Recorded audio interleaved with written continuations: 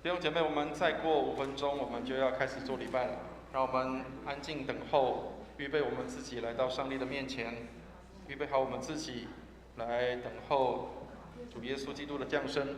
我们也为我们自己来预备祷告，求主带领我们，让我们在主里面，我们也纪念今天早上相当寒冷的时候，愿上帝祝福我们的弟兄姐妹都平安的可以来到我们当中。我们一起来为今天的主日崇拜来祷告，也为我们所有的设备设施能够为主所用来祷告。我们一起来祷告。慈悲怜悯的天父，我们为今天早上的崇拜向你献上感恩，谢谢你给我们有这样的机会，让我们可以来到主你的圣殿当中来敬拜你，来侍奉你。愿你恩待我们，今天早上让我们能够不怕外面的寒冷，我们的内心仍然火热，要来敬拜我们的上帝。愿你恩待我们，坚固我们的信心，靠你而得的喜乐是我们的力量，引导我们当行的道路。为我们今天早上的崇拜献上祷告，无论是在我们的现场或是在线上的聚会，我们都能够同心合意的在这里同来敬拜。也为所有的设施跟设备献上祷告，让所有的设施跟设备都能够顺利的进行跟完成。感谢你垂听我们的祷告，带领我们今天早上的崇拜，从头到末了，有你的恩在我们当中。垂听我们的祷告，奉耶稣基督的圣名，弟兄姐妹，让我们预备心来参加早上的崇拜。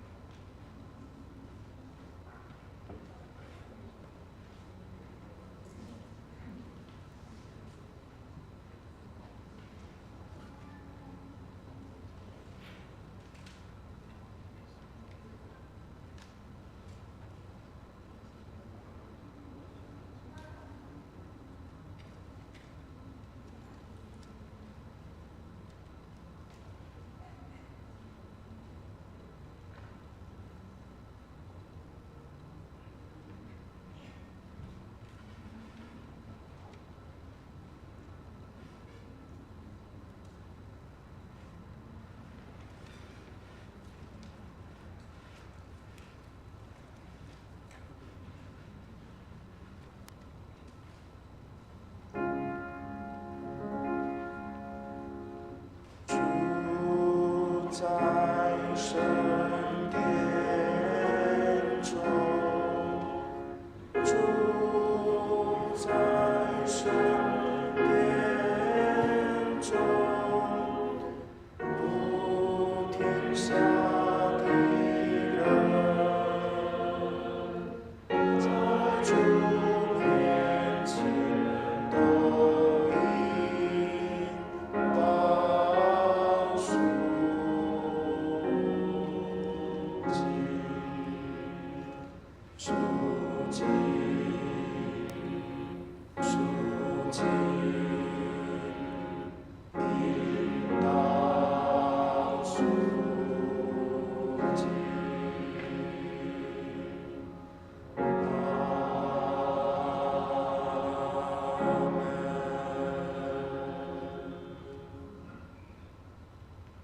诸天呐，自上而低，穹苍降下公义，地面开裂，产出救恩，使公义一同发生。这都是我耶和华所造的。让我们一起低头祷告。亲爱的天父，在岁末年终之际，我想世界的动荡，即使在战争、在疫情之下，这一切紧张之下，我们深知这一切都是你掌权。现在已经有许多的忧伤、害怕，已经渐渐遗忘了，但是我们仍记得主恩不变。让我们用期待、感恩、警醒的心，迎接圣诞节的来临，是主你的日子。愿主赐福今天的讲员有牧师及会众，愿今日的信息成为我们的帮助。愿主耶稣基督的牺牲的爱，让我们真真实实在信仰中重生，在生活中重生。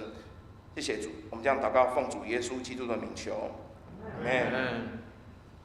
请会众起立，我们一起来唱《主仆当颂主》。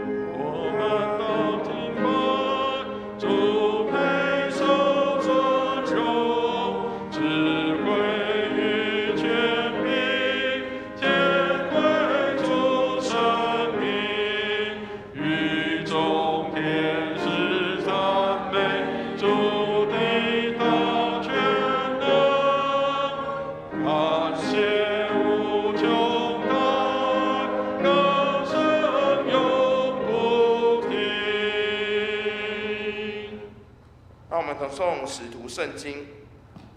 我信上帝，全能的父，创造天地的主。我信我主耶稣基督，上帝的独生子，因圣灵感孕，由童贞女玛利亚所生，在本丢彼拉多手下受难，被钉于十字架，受死，埋葬，降下阴间。第三天从死人中复活，升天，坐在全能父上帝的右边，将来必从那里降临，审判活人死人。我信圣灵，我信圣而公之教会，我信圣徒相通，我信罪得赦免，我信身体的复活，我信永生。阿们。荣耀颂。但愿荣耀归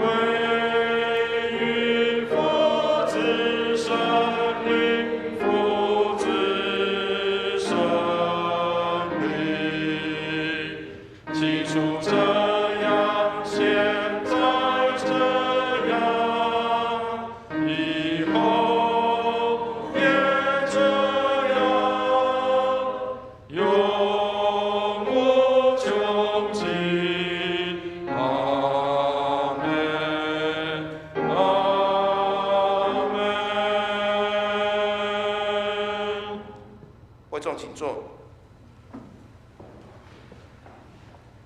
起应文在诗篇的第80章1至7节、17至19节。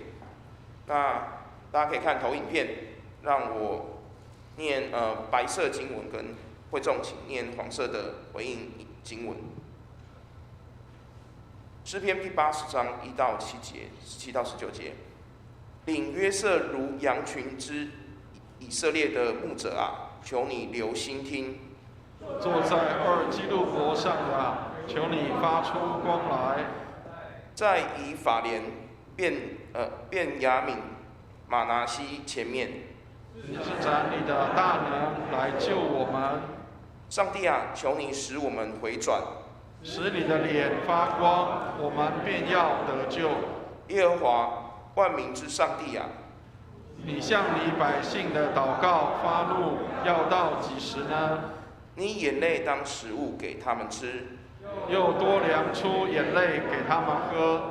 你使邻邦因我们纷争，我们的仇敌彼此戏笑。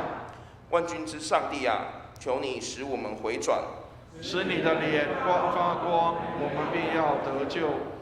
愿你的手扶持你右边的人，就是你为自己所坚固的人子，这样我们便不退后离开你。求你救活我们，我们就要求告你的名。我们一起来，耶和华万军之上帝啊，求你使我们回转，使你的脸发光，我们便要得救。接下来我们是点烛礼，今天让我们点燃第4支蜡烛，让我们以信心盼望彼此服侍的心，迎接救主耶稣的再来。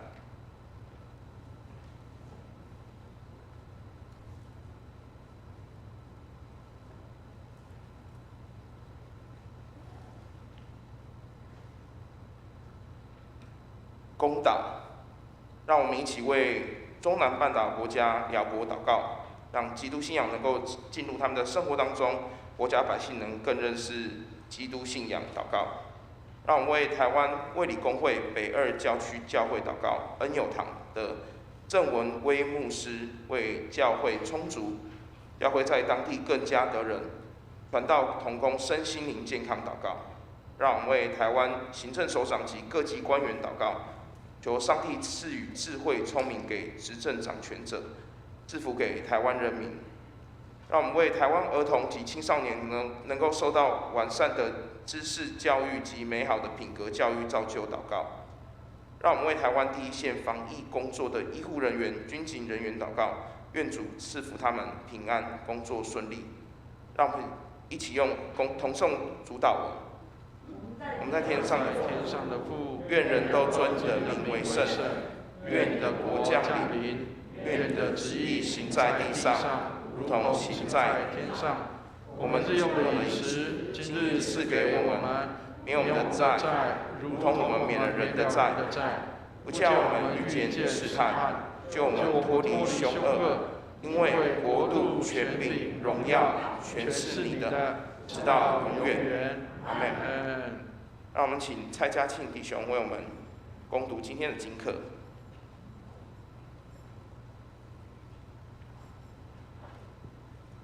弟兄姐妹平安。今天的经课有2处，那在旧约圣经以赛亚书7章10到16节，它在旧约圣经的742页。以赛亚书7章10到16节。耶和华又晓谕亚哈斯说：“你向耶和华你的上帝求一个兆头，或求显在深处，或求显在高处。”亚哈斯说：“我不求，我不试探耶和华。”以赛亚说：“大卫家啊，你们当听，你们使人厌烦岂算小事，还要使我的上帝厌烦吗？因此，主自己要给你们一个兆头，必有童女怀孕生子。”给他起名叫以马内利。到他晓得弃恶择善的时候，他必吃奶油与蜂蜜，因为在这孩子还不晓得弃恶择善之先，你们所憎恶的那恶王之地必致见弃。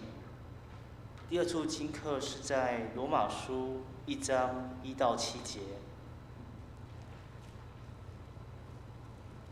在新约圣经164页。罗马书1章1到7节。耶稣基督的仆人保罗奉召为使徒，特派传上帝的福音。这福音是上帝从前借着先知在圣经上所应许的。论到他儿子我主耶稣基督，按肉体说是从大卫的后裔生的，按圣善的灵说是从死里复活，以大能显明是上帝的儿子。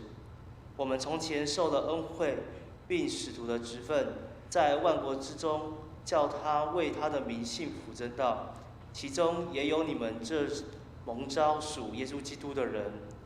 我写信给你们在罗马为上帝所爱，奉召做圣徒的众人，愿恩惠平安从我们的父上帝并主耶稣基督归于你们。这今天的经课。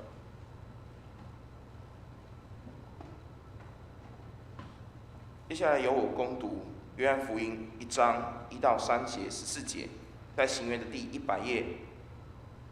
约翰福音1章1到3节14节，太初有道，道与上帝同在，道就是上帝。这道太初与上帝同在，万物是借着他造的，凡被造的没有一样不是借着他造的。道成了肉身，住在我们中间，充充满满的有恩典有真理。我们也见过他的荣光，正是父独生子的荣光。以上是上帝的话。接下来我们请诗班献诗。今天献诗是求居我心中歌。我们请诗班。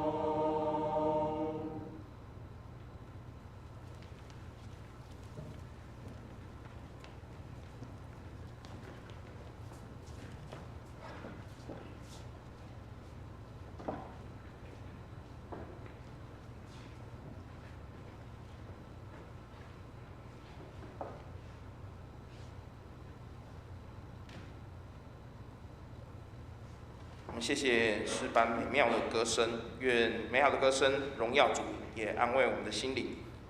今天我们很高兴邀请到刘清乾牧师为我们证道。今天证道的主题是道成肉身，我们请刘牧师。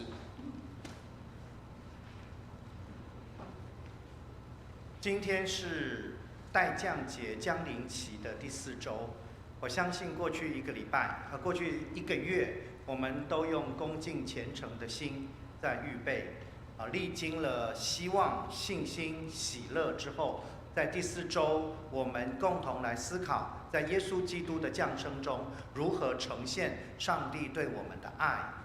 那在圣诞节一到，那主角是谁？主角当然是耶稣基督。所以，不管外面的世界如何的扭曲圣诞节的意义，我们基督徒一定不能忘记圣诞节就是上帝的儿子耶稣基督来到这个世界。然而，关于耶稣基督的降生，在圣经里面却有4本书在描绘耶稣基督。所以我在神学院也任教了很久，也有同学问我说：“老师，为什么一个耶稣要各自表述？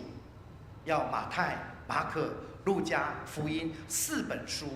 他们很认真的在阅读的时候，就会发现有些耶稣基督的事迹，有些耶稣基督的话语，在这一卷书有，在另外一卷书没有。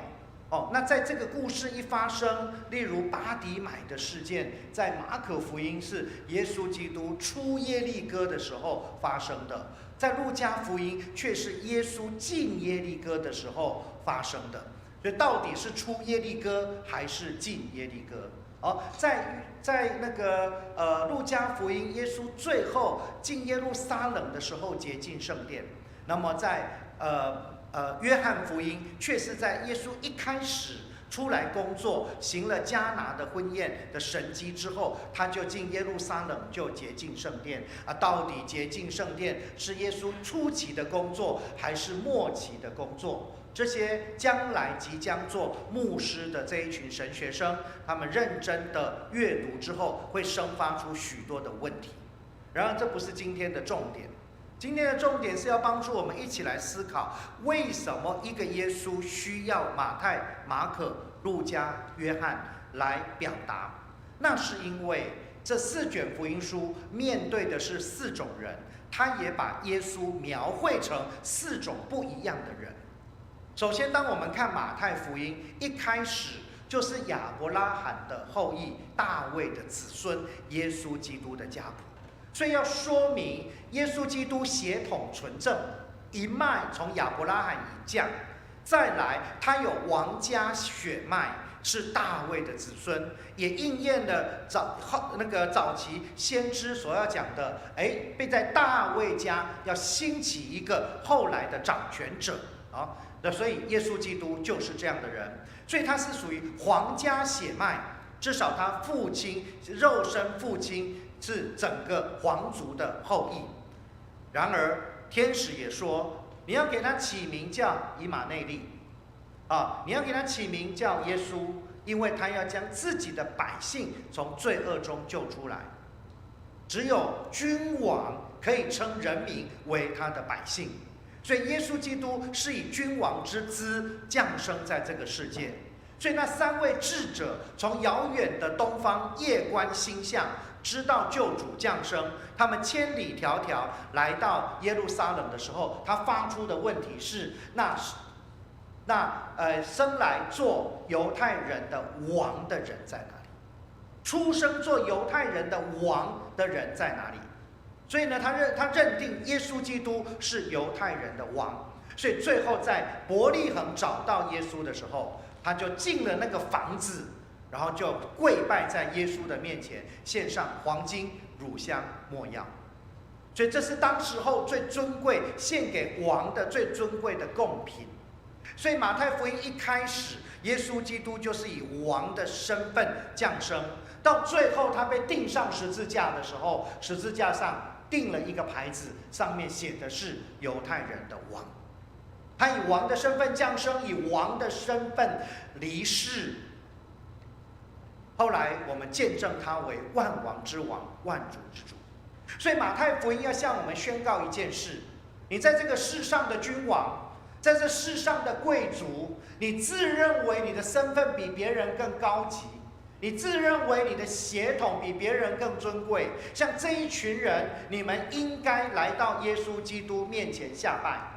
英国女皇应需要如此，日本天皇需要如此，还有美国总统需要如此，中国总书记也需要如此。唯有这样，你们才能够得救，因为它是唯一得救的道路。你身为君王，身为贵族，跪在耶稣的面前，一点也不可耻，因为你所跪的对象是万王之王，是万主之主。所以他呼吁这个世界，自以为了不起的人，自以为你的钱比别人多，你身份地位比别人高级的人，无论你如何，你需要耶稣。然而在马可福音上面，我们就看见了，其实耶稣跟我们一样，他就是平凡人。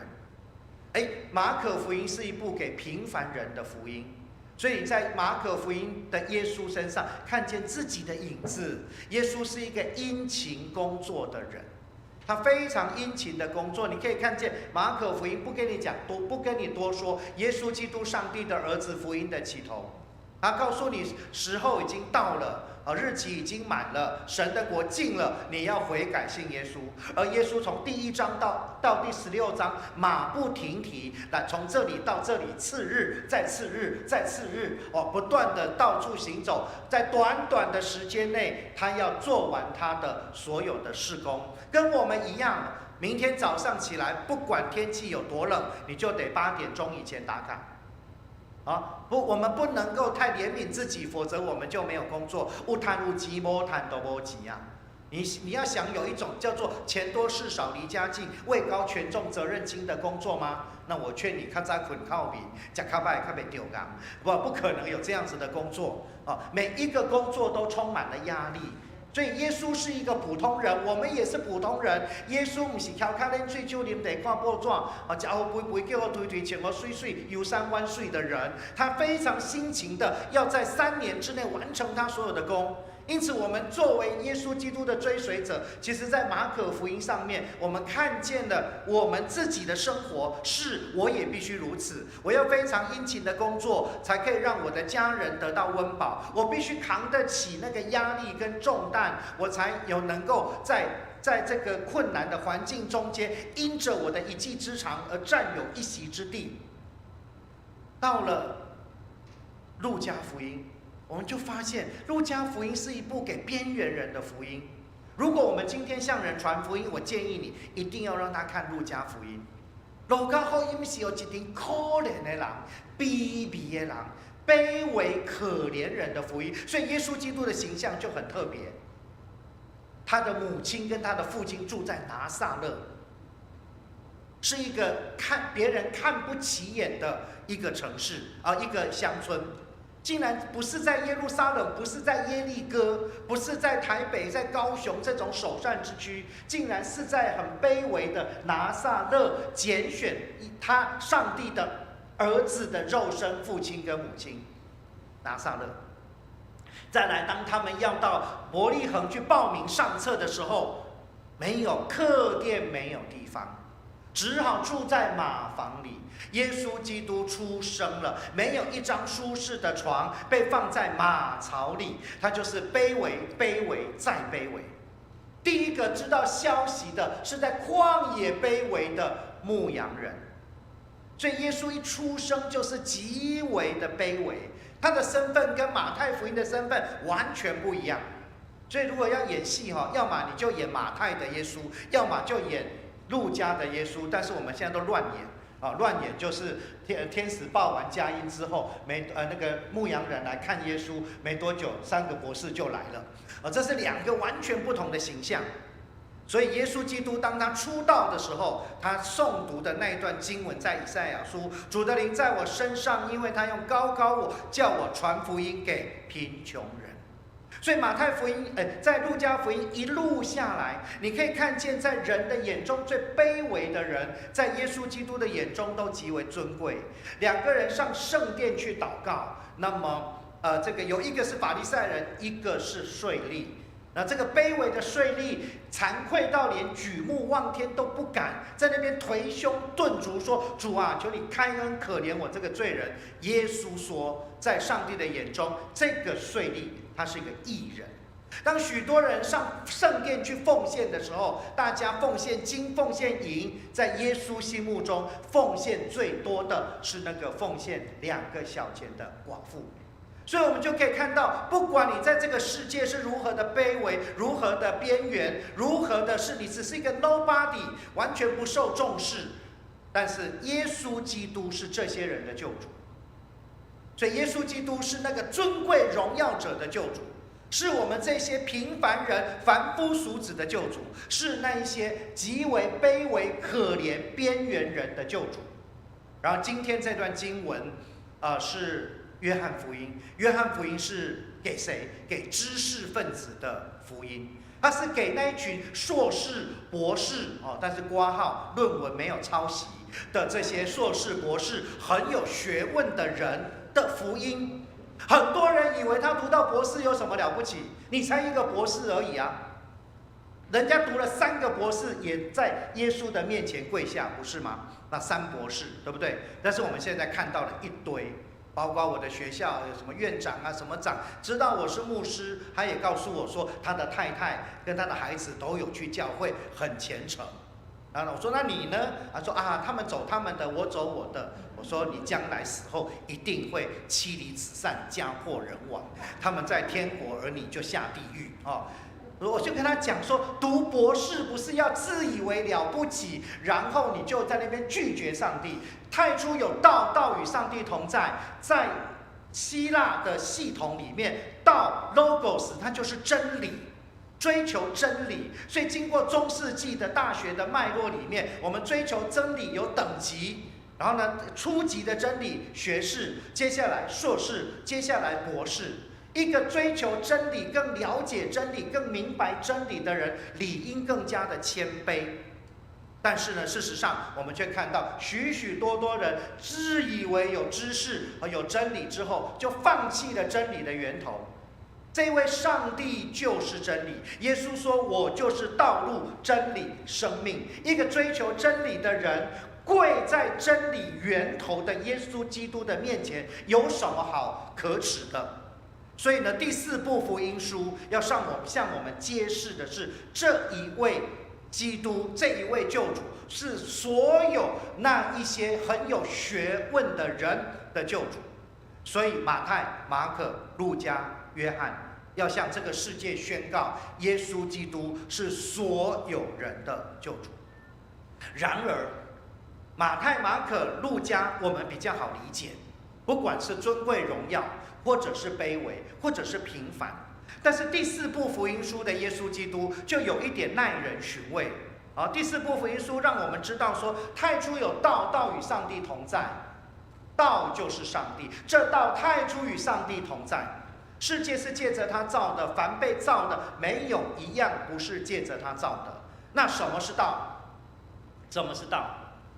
道就是上帝的话，道就是上帝的话。所以我们也可以这样翻译：太初有上帝的话，上帝的话与上帝同在，上帝的话就是上帝。这上帝的话在太初与上帝同在。世界是借着上帝的话所造的，凡被造的没有一样不是借着上帝的话所造的。上帝的话成为肉身，住在我们中间，充充满满有恩典，有真理。所以呢，上帝的话成为肉身，这是我们所能够理解的吗？有的时候我都会觉得约翰福音像是外星人写给地球人的福音，或是2楼的人写给1楼的人的福音。1楼的人的眼睛看不懂，2楼的人心知肚明。耶稣所讲的话在约翰福音里面，很多的他的门徒众人都无法理解。耶稣说这个圣殿我毁了之后，3天要建起来。他是以自身为上帝的殿，而那些听众却说这个殿盖了46年。好，然后当门徒问耶稣说：“难道你有东西吃吗？”耶稣说：“我有食物吃，是你们不知道的。”所以耶稣基督的位阶似乎在你们之上，两个是在不同的时空。这位耶稣讲这样的话，而听众他们在这里是对不起来的。除非呢，我们能够拉高我们的层次，然后到时候我们才能够明白耶稣讲些什么。为什么第4部福音书要说这一位耶稣是上帝的话所成为的肉身？哇，这个我们很难理解。然而我们就必须细说从头。我们看见上帝的话做了什么事，在创世纪，他让我们看见这一位上帝主的灵运行在水面上，然后他就说话了。他说的第一句话叫做“要有光”，就有了光，不是吗？他说有就有，命立就立。原来上帝用他的话创造世界，上帝的话就是上帝，世界是借着上帝的话所造的，所以上帝说话创造世界。就上帝说，那个空气跟水要分开，陆地跟水要分开，要有光体，一个管早上，一个管晚上。一路一路，水中要有生物，陆地上要长青草。上帝怎么说，事就怎么成。所以这一位上帝是一位说话的上帝。我们要明白，基督信仰被2根柱子撑起来。第一根柱子，上帝是说话的上帝；第2根柱子，上帝是全能的上帝。这位说话的上帝又是全能的上帝，使得我们成为一个基督徒，我们的信仰有根有基，我们有目标，我们有方向，我们脚下所踏的基石十分稳固。因为上帝是说话的上帝，他说的话我们就要遵守。因为他是有绝对权柄的上帝，所以他做在我们身上的事都是出于他的旨意，我们要顺服。所以我常常告诉弟兄姐妹一句话：上帝的诫命要遵守，上帝的旨意要顺服。我们做基督徒这一辈子，这2件事做不好，你进不了天国，进不了天国。你在这边做礼拜做了一辈子没有用。为什么？上帝的旨意不遵守，上帝的诫命不遵守，上帝的旨意不顺服，那这就是魔鬼。魔鬼就是知道上帝说话，但是他不愿意遵守；知道上帝的旨意，然后他就违逆上帝的旨意。所以背叛者、悖逆者就是魔鬼的意思。所以呢，当我们知道原来上帝的话那么的重要，所以如果上帝说话，他对人有什么期待？很简单，就是听话。他对人的期待就是听话。所以有人问我像我之前很长的时间我是教会的专任牧师，然后周间我是学校的专任老师。那么18年前2005年我就成为美和科大的专任老师，一直到现在。那我就成为兼任的牧师，所以我每个礼拜就可以有机会到不同的教会去讲道。那么当然我的学校有一些老师，他们突然知道刘老师原来你是牧师他们就会问我，对，刘老师你们做牧师要什么资格？我说我们做牧师资格也不怎么样啦，以我为例，就是大学毕业、研究所毕业，有没有？那读个英文，这个是基本配备。因为我读研究所，我来读了一个德文然后后来我进到神学院之后，又学希腊文跟学希伯来文。而我到辅大读神学博士的时候，又要学拉丁文所以呢，我们基本上2种现代语言、3种古代语言是我们牧师的配备。他突然吓到。所以我就跟他们讲说，牧师我们牧师任何一个牧师不做，都可以来做大学教授。你如果不做大学教授，你可能只能出去外面做禽兽突然之间，他对牧师肃然起敬，有没有？所以我去那边帮我们这群牧师长脸让他们晓得啊。但是呢，他有一次就问我一个问题，说：“刘老师，你能不能用最简单的方式告诉我基督教是什么？”那我就跟他讲说，我在神学院读了3年，读了100多个学分，终于学会了基督教。你要我多久时间？3天3夜？他说不可能。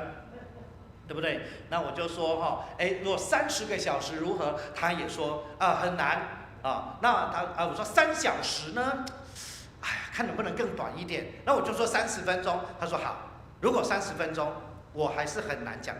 如果你要真的要30分钟，我讲也讲不清楚。我用最精简的方式，3分钟。他非常兴奋。我说，如果你想要得到最简单的答案，你就要最聪明的头脑。然后后来我说，其实不需要3分钟，3秒钟我就告诉你。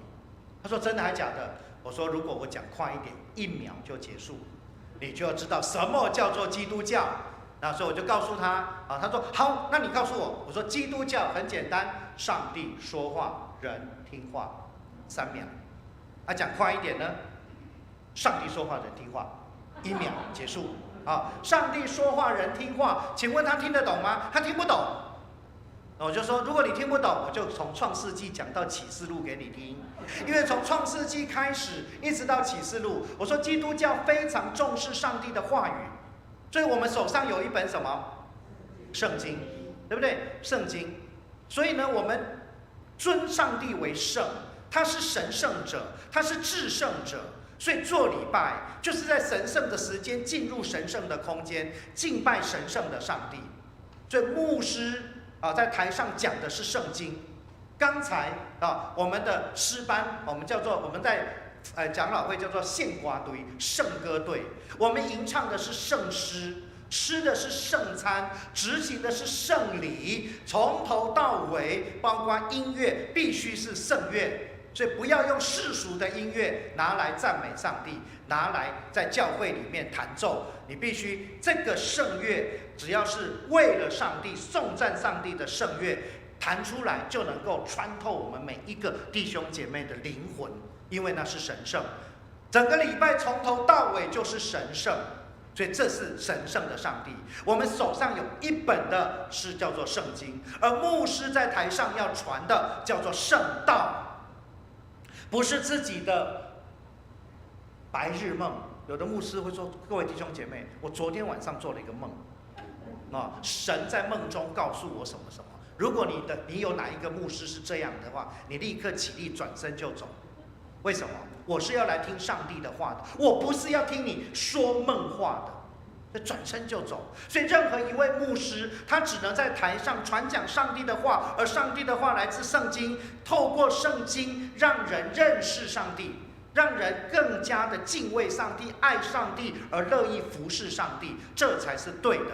好，所以呢，我就后来告诉这位老师什么呢？就是我现在要告诉你的，这位上帝用他所说的话创造了世界。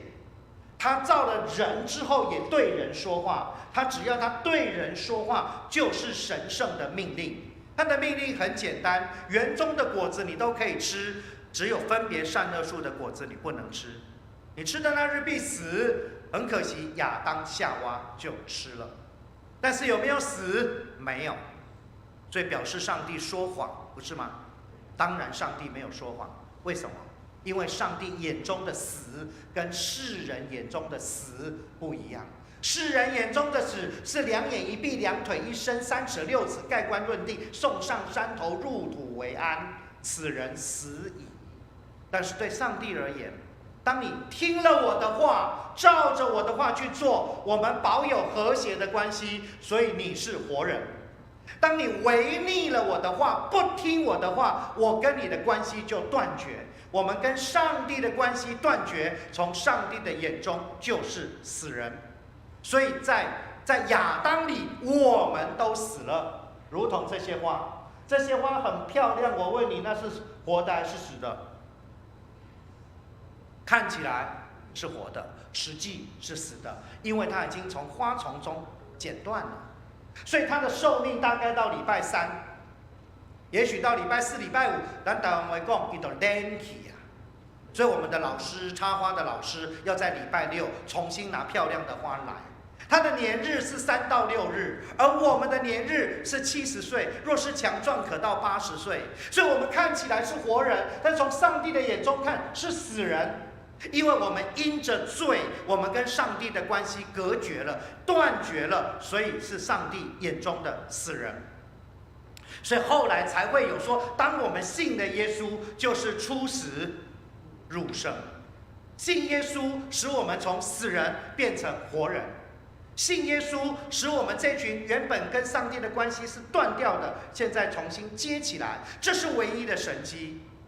假设我今天喷一喷水，让这个花再多活1个礼拜，算不算神迹？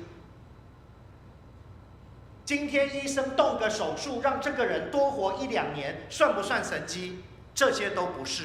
你要把这朵花拿到原来的花丛接上，让它继续开，这才是神迹。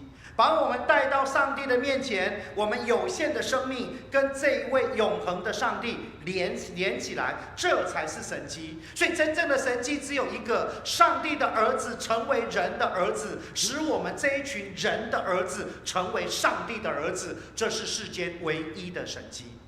我们本来是死人，因着耶稣变成活人，所以传福音的重要性就在这里。传福音的重要性不是说要给你吃好的、喝好的，然后送你礼物，有一天叫你来信耶稣，这个叫诈骗集团。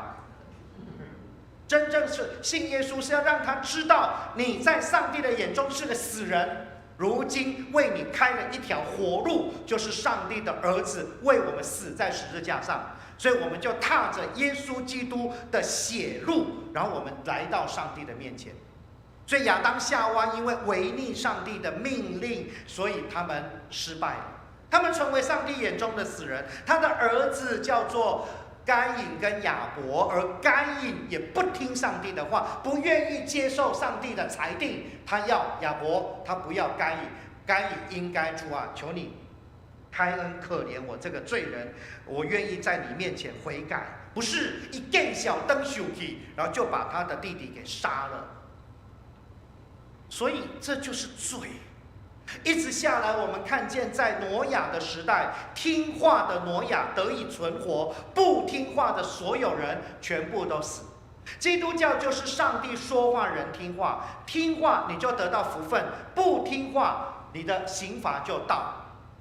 到了亚伯拉罕的时代，上帝要求亚伯拉罕你离开本族本家，他已经75岁了。老人年金已经领10年了，然后才告诉他说：“你要离开本族本家，到我要指示你的地方去，我要让你成为大国，世界万国要因你而蒙福。”一个75岁的老人，他就放下了他原本的优渥的环境，踏上这条未知的路。他0岁到75岁住在稳定的处所，而75岁到他175岁，他住在帐篷里面，居无定所。但是希伯来书的作者说，亚伯拉罕之所以愿意如此，是因为他羡慕一个更美的家乡。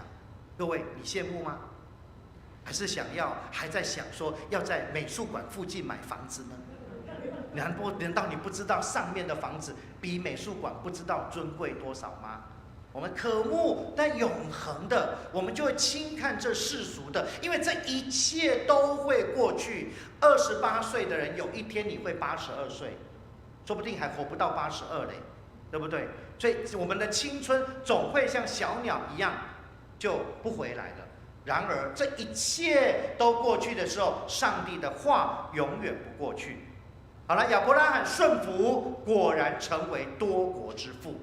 到了摩西带领以色列人出埃及的时候，到了山上领受十诫，这十诫拿下来之后，呼吁百姓：你们要听从或不听从。百姓大声呼喊：我们要听从上帝，我们要照上帝的话去做。但是他们不知道10条诫命，条条死罪。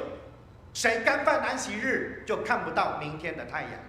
如果在摩西时代，今天没有来做礼拜的，明天牧师帮你主持告别式，对不对？因为没干犯安息日的，在安息日结束，太阳下山就拖出营外，石头打死，不是吗？看不到明天的太阳如果从明年1月我们开始荣光堂实施，那么到明年的圣诞节，我不知道还剩下几个人，可能剩下没几个这样。那么还有你犯了奸淫，犯了杀人，犯了欺骗，全部都是石头打死。所以上帝对他的百姓其实只有一个期待，就是听话。如果是上帝，我就这样讲说：各位百姓啊，我的百姓啊，我的子民啊，我对你们只有一个卑微的期待，就是听话，听话，听话。有那么难吗？看起来很简单，其实好像真的很难。就像我是一个大学的老师，我告诉我的学生说：老师对你们只有一个卑微的期待，就是来上课。拜托来上课，如果你有来上课，你就不会被当，因为你考试考不好是我的错，我没把你教好。可是你如果翘课，你不来上课，你有考试考不好，那你就是自作孽，对不对？但是那是好几年前，现在不一样了。现在我是说，各位同学，我对你们只有一个卑微的期待，就是我在讲课的时候，请你们把手机收起来，全部都在看手机但是当我讲完之后，手机他们又拿起来了，所以就是如此。我们多么希望，我做父亲，我希望我的儿子听话；你做母亲，你希望你的女儿听话。作为上帝，他唯一对我们的期待就是听话。可是以色列百姓进到了什么？他们即将进到迦南地的时候，你注意看《申命记》，摩西怎么对他们说？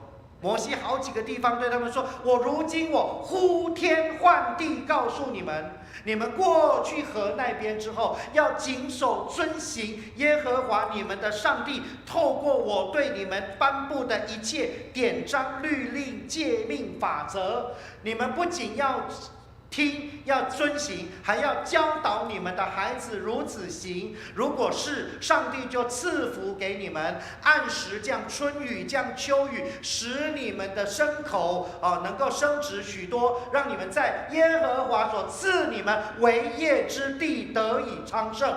如果你们不谨守遵行耶和华的命令，又不教导你们的子女如此行，那上帝就不照时降雨，而且会有灾难，会有瘟疫，会有饥荒，会有战争，而你们的子孙将要被抓到他乡异地去为奴。如今我已经将祸福呈现在你们面前，听话有福，不听话灾祸就来。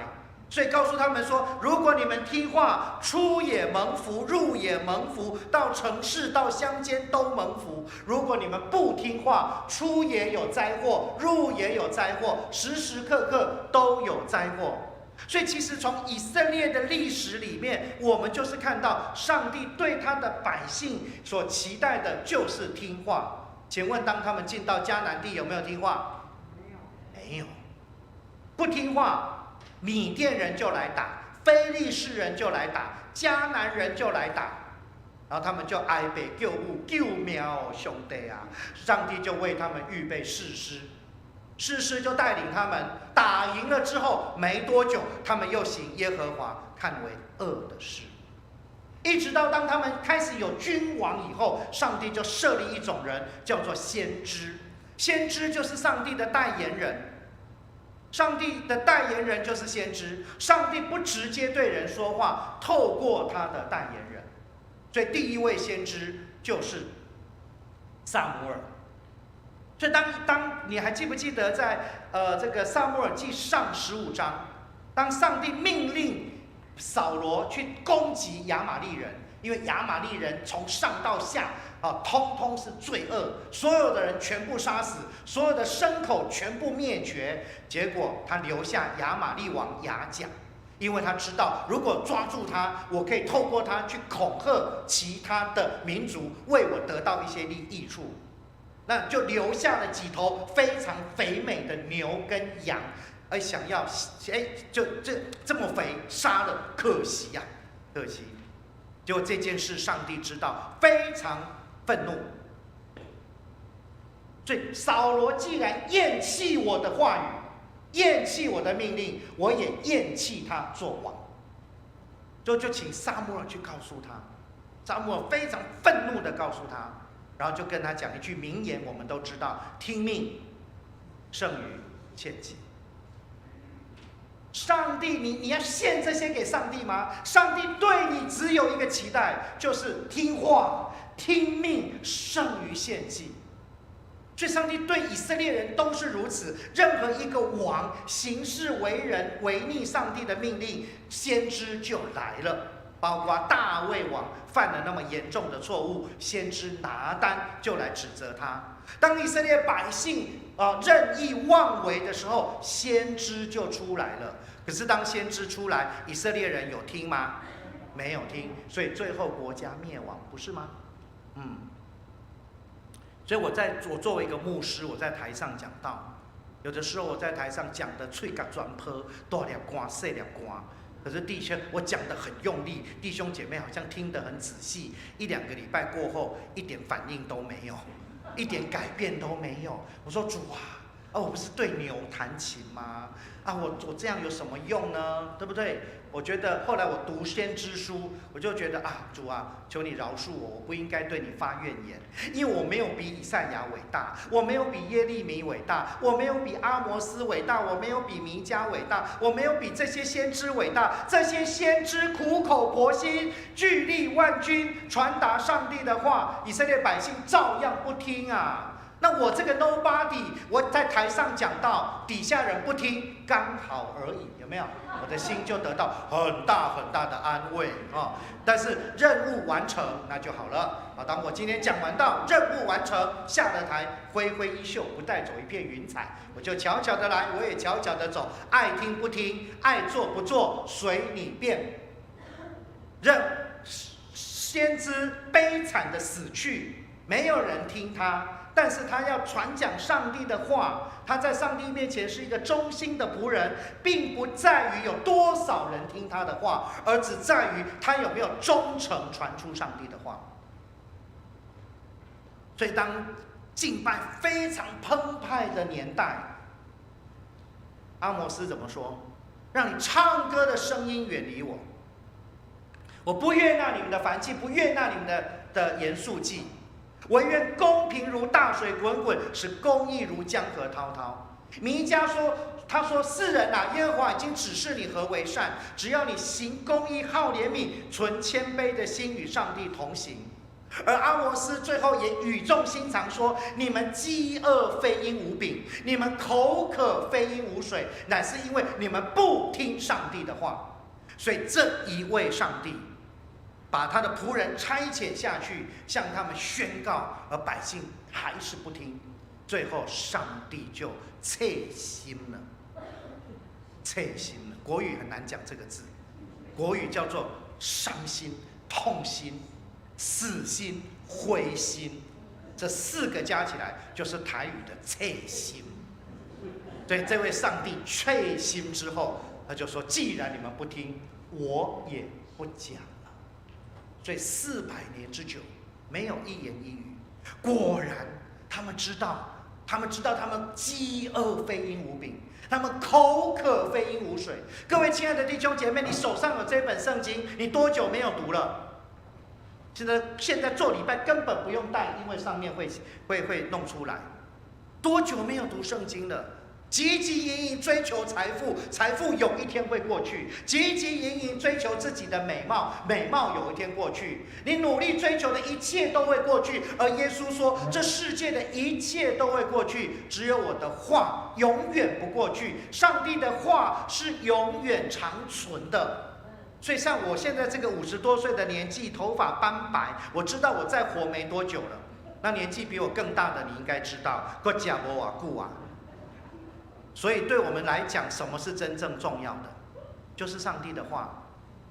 当你眼睛还能够看，就要看；当你头脑还清楚，认真的来思考，用上帝的话做我们的脚前的灯，路上的光，照亮我们自己的生命。我是否有照上帝的话去做？我是否成为一个听话的人？但是呢，400年过去，极致时候满足，上帝差他的儿子降世。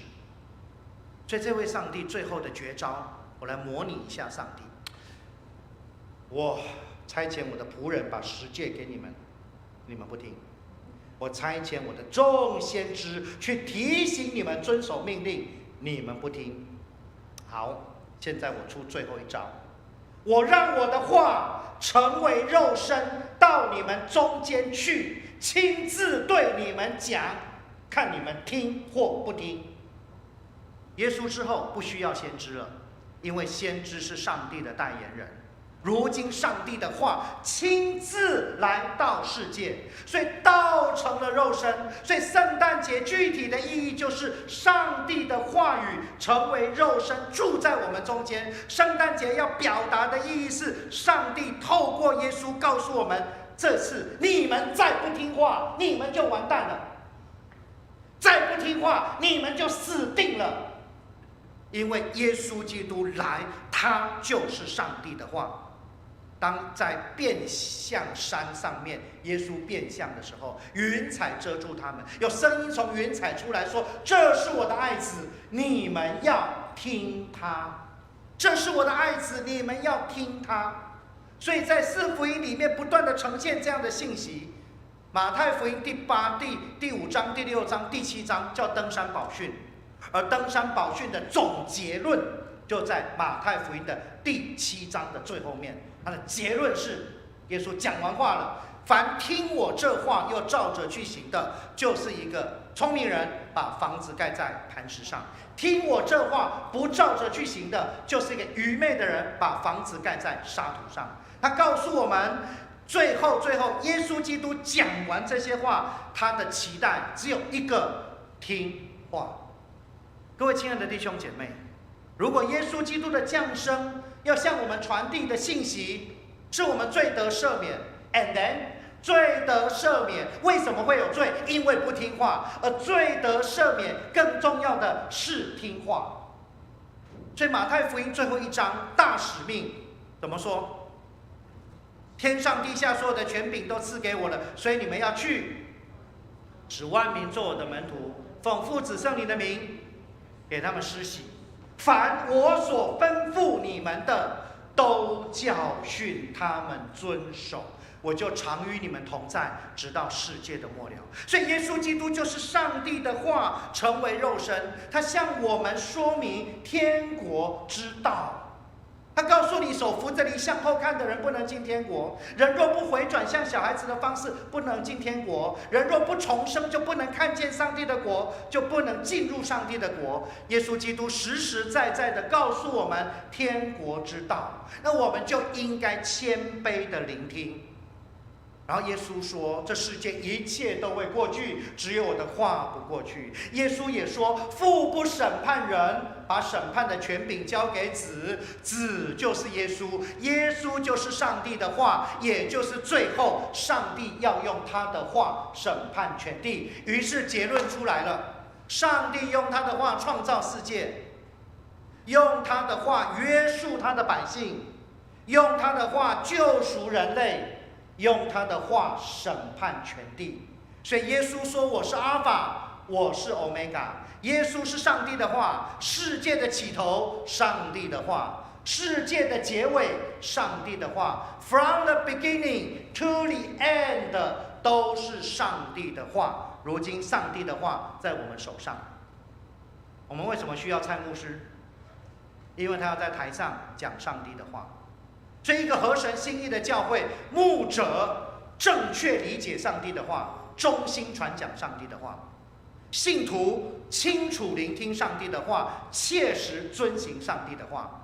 上帝不会看你的教会人有多少，有些教会成千上万，哇，那数千人，对上帝来讲不值一顾。上帝只要看有没有真心寻求他的，有没有真心敬畏他的，有没有虔诚侍奉他的，还有遵守他命令的人。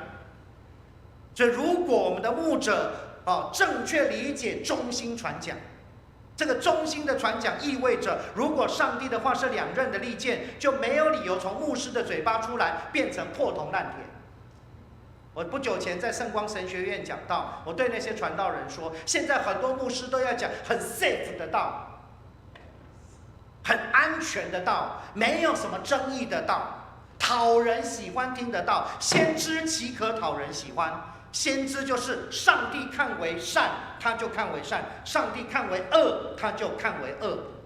先知没有其他的眼光，他是从上帝的眼光来看这个事情，看这个世界。所以牧师必须正确理解之后，今天的道是劝勉，我就劝勉；今天的道是责备，我就责备；今天的话带着上帝的爱、慈悲与怜悯，或今天这段话带着上帝的愤怒。圣经的话语原汁原味，向我们所有的弟兄姐妹说明。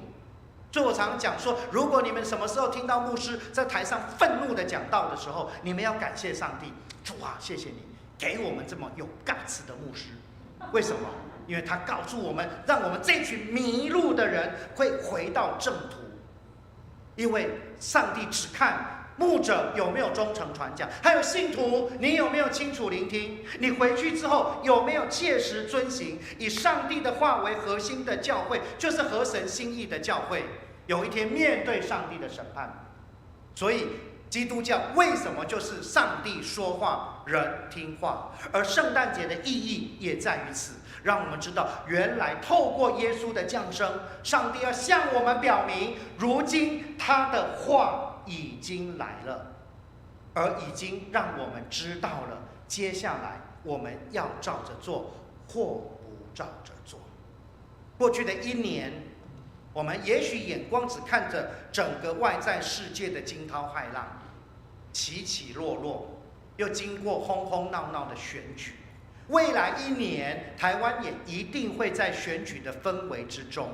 但是我真心的盼望，不管世代如何的变迁，局势如何的不定，在一个多变的世代中，上帝对我们的要求没有改变，他仍然是希望我们成为听他的话又照着去行的人。有一天，当我们离世面对上帝，他会怎么说？就像历代志跟列王，某一个人接续他的父亲做王10年、20年、2年、50年，后面就加一句：他行耶和华看为正的事，他行耶和华看为恶的事。牧者行耶和华看为正的事，就是忠诚传讲上帝的话。信徒，你行耶和华看为正的事，就是上帝的话，我切实去遵行。所以面对上帝的话，它就成为我们的镜子，让我们知道上帝的话告诉我们：爱是恒久忍耐，又有恩慈；爱是不嫉妒，爱是不自夸，不张狂，不做害羞的事。请问有做到吗？有做到吗？要饶恕人70个7次，有做到吗？要爱你的仇敌，有做到吗？不要为明天而忧虑，有做到吗？你知道什么是罪？什么是罪？罪就是上帝 yes 而你 no， 上帝 no 而你 yes。上帝说不能吃，你吃；不能摸，你摸，那就是罪。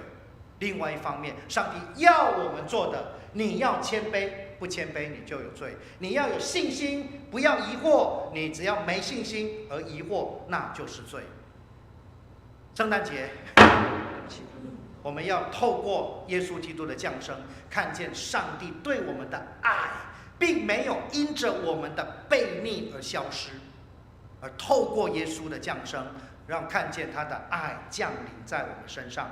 而我们如何回应上帝的爱，那就是敬畏他，然后仔细聆听他的话，而照他的话去行。因为这一位上帝用他的话创造世界，用他的话救赎人类，用他的话审判全地。道既然成了肉身，让我们清清楚楚的可以看见，可以聆听，在未来的年日也盼我们切实的遵行，得上帝喜悦。我们一起祷告。亲爱的天父，我们满心感谢你的恩典，让我们在圣诞的节期可以谦卑敬畏的再一次的聚集，来聆听你的话语。谢谢你在第4部福音书，让我们清楚明白，耶稣基督就是你口中的话，让他成为肉身，就是要向我们宣讲天国之道。你对我们的期待只有一样，就是要我们听你的话。我们看见以色列的历史就是一个悖逆的历史，历历在目。主啊，有的时候我们自己也跟他们一样，我们忽略了你的命令，甚至我们对于你降临在我们身上的事，我们也透过我们的祷告在呈现我们的抗议。我们不愿意顺服，我们希望情况照我们的想法来改变。然而耶稣基督的形象让我们知道，他是一个照你的意思，没有照自己意思的人。因此求主让我们所有的弟兄姐妹都能够明白，原来基督教就是上帝说话，人听话。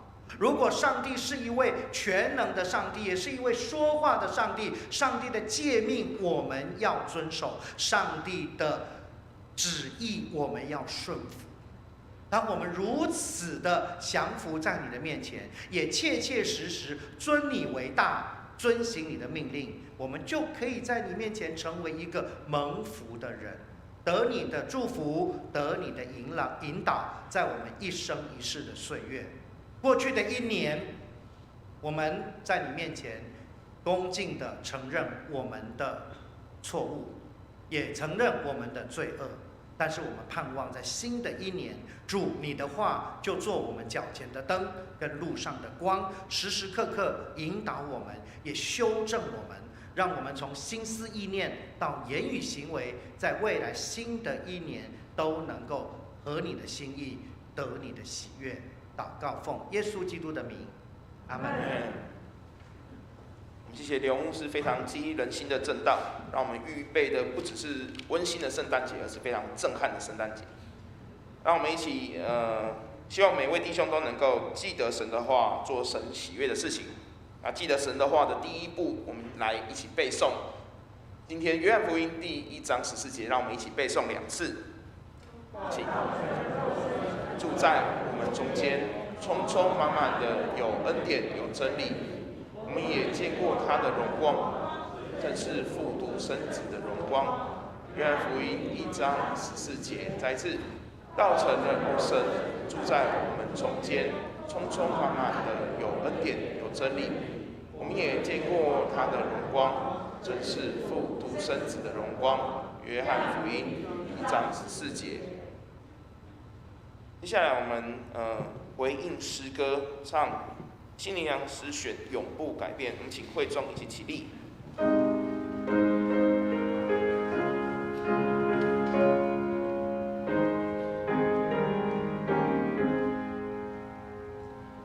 昨日今日直到永远，基督不改变。这是何等荣耀福音救赎的恩典！无论主今主杀人罪，亦是人灵痛。安慰悲伤，平静风浪，荣耀归主名。昨日今日直到永远，基督不改变。万物虽变，主不改变，荣耀归主名。荣耀归主名。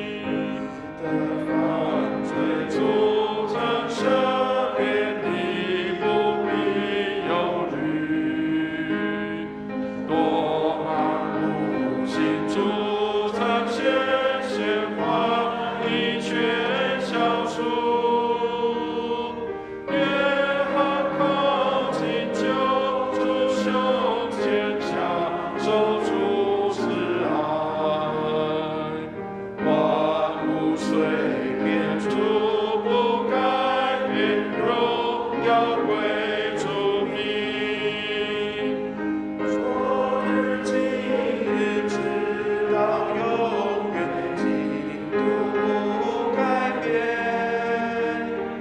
万物随变，主不改变，荣耀归主名，荣耀归主名，荣耀归主名。万物随变，主不改变，荣耀归主名。请坐，请司线同工到台前来。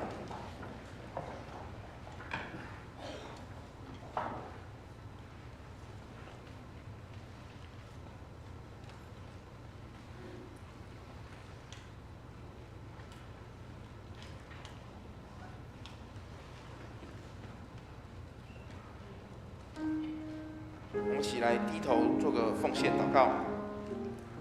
谢谢主，你丰盛的恩典，借着你爱子耶稣基督，让我们得进你荣耀的国度。我们以感恩的心，从你所得来的金钱，再度献上为主所用，也让我们不仅是奉献金钱，也奉献我们自己，成为恩典的出口，成为主喜悦的百姓。谢谢主，我们这样感谢祷告，奉主耶稣基督的名求。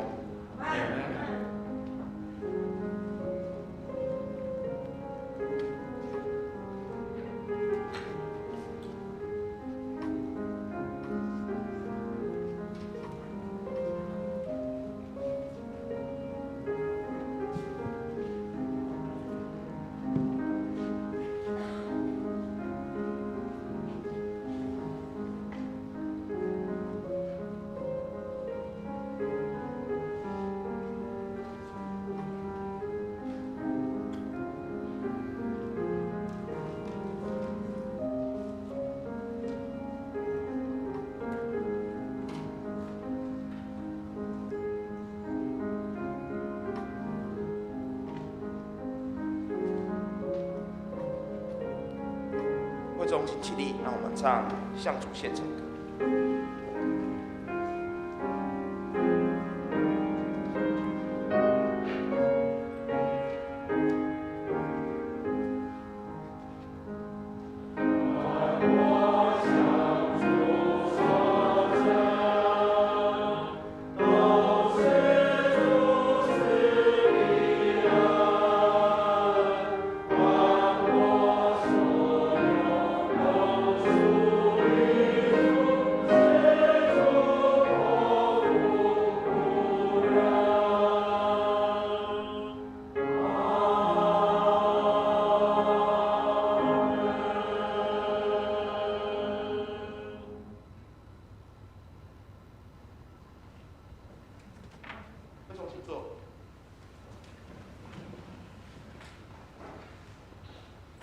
让我们来欢迎一下今天新来到我们当中的新朋友，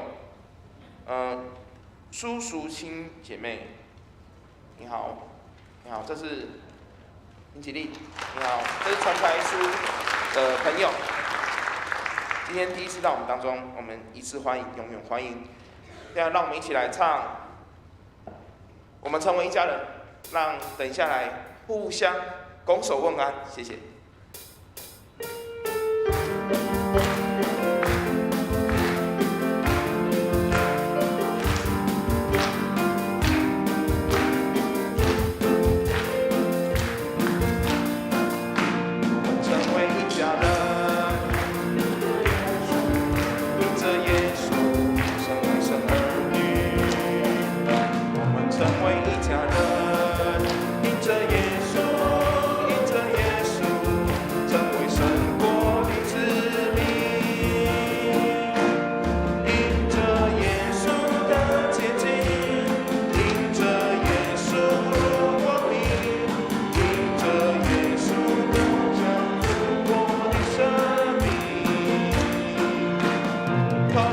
生命的喜悦，同在主爱中。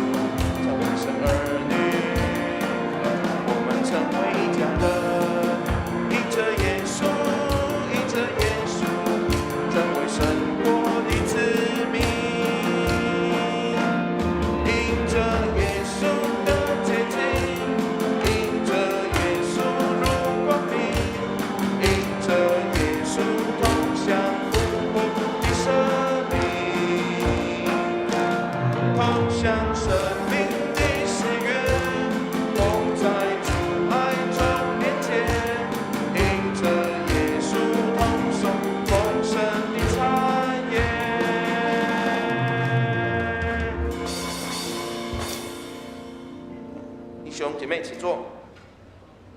接下来教会事工报告。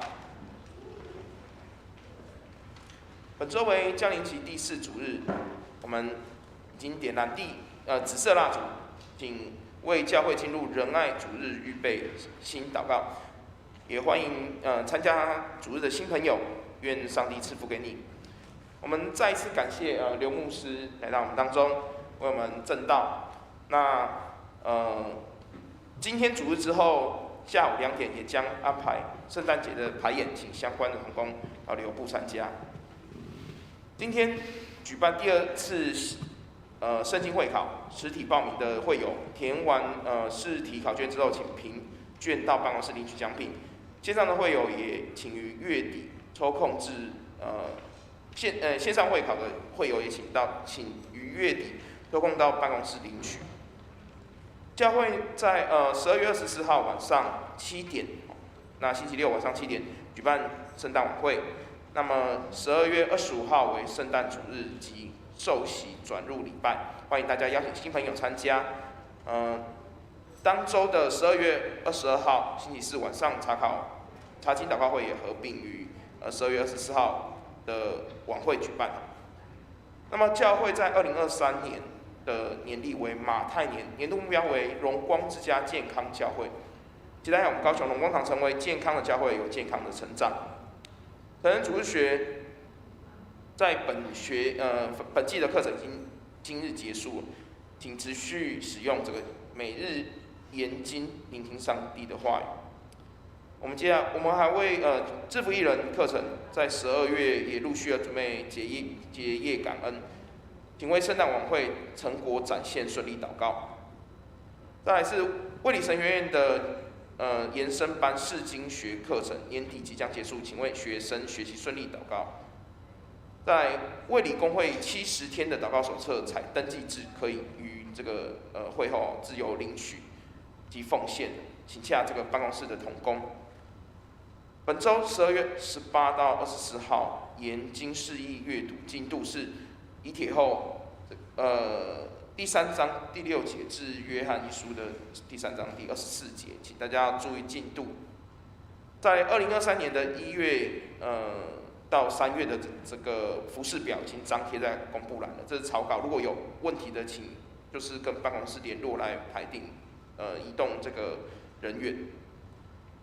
在教会在这个2022年的账目在进行最后的整理，请为申请支出请款的会友，要申请支出请款的会友，请于12月31号前到教会申请。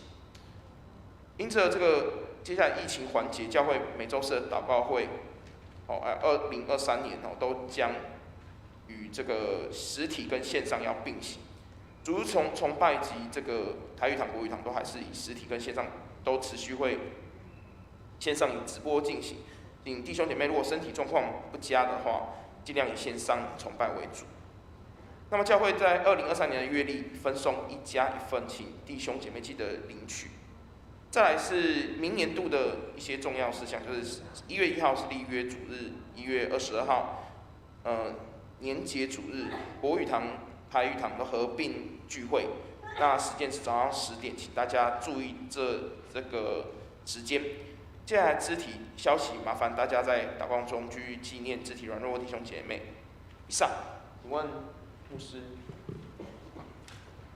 弟兄姐妹，牧师这边做一点简单的补充报告哈。我们的卫神的这个课程已经要结束哈，所以我们明年刚好这个今天刘牧师有特别提到上帝的话，所以明年我们开始会有上半年会有这个摩西五经的课程，那下半年就是由我们的刘敬贤牧师会来分享4福音。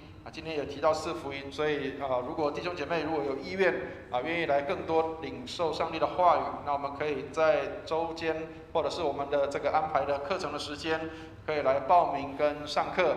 那我们的成人主日学也即将要在今天要结束所以请弟兄姐妹也预备心来领受我们做最后的这样的一个课程的这样的一个安排跟结束。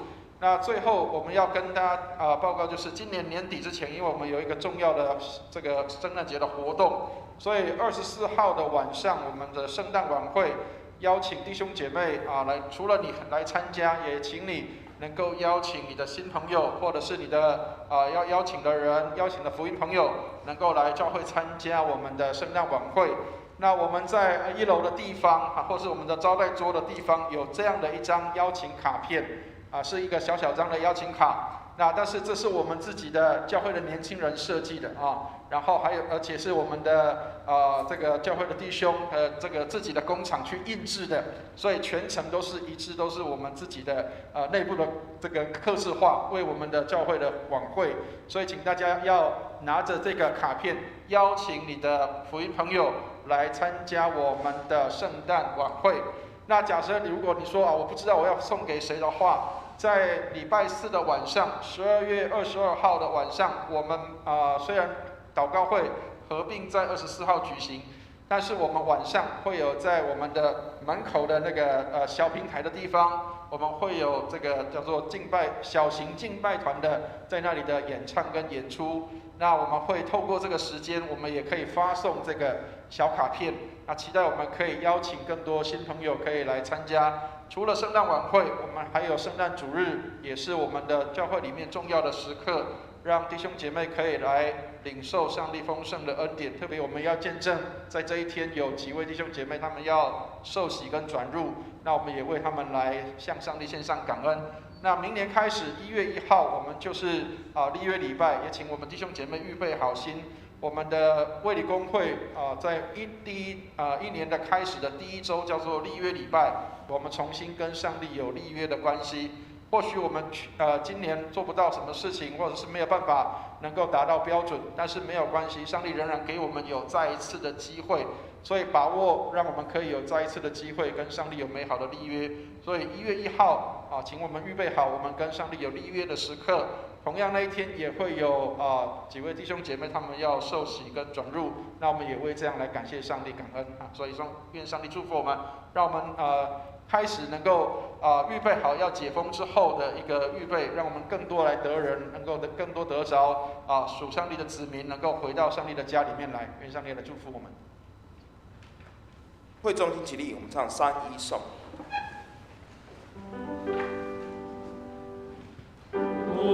天之下。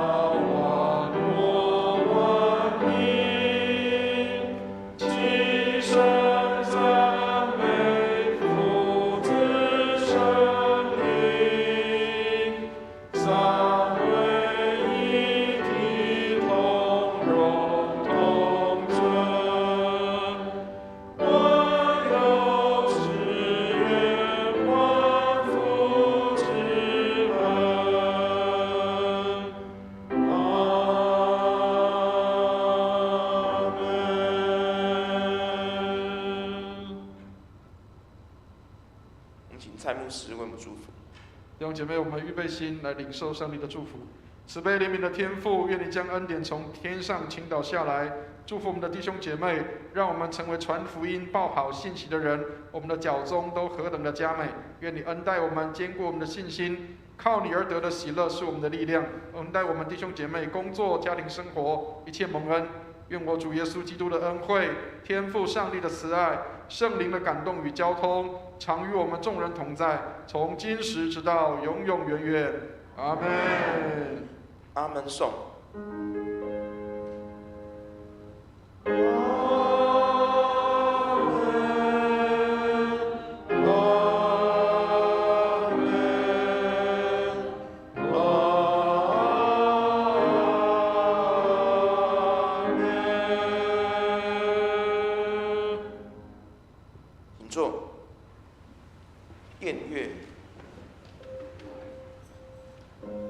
在殿乐中，请为今天肢体消息及事工代祷。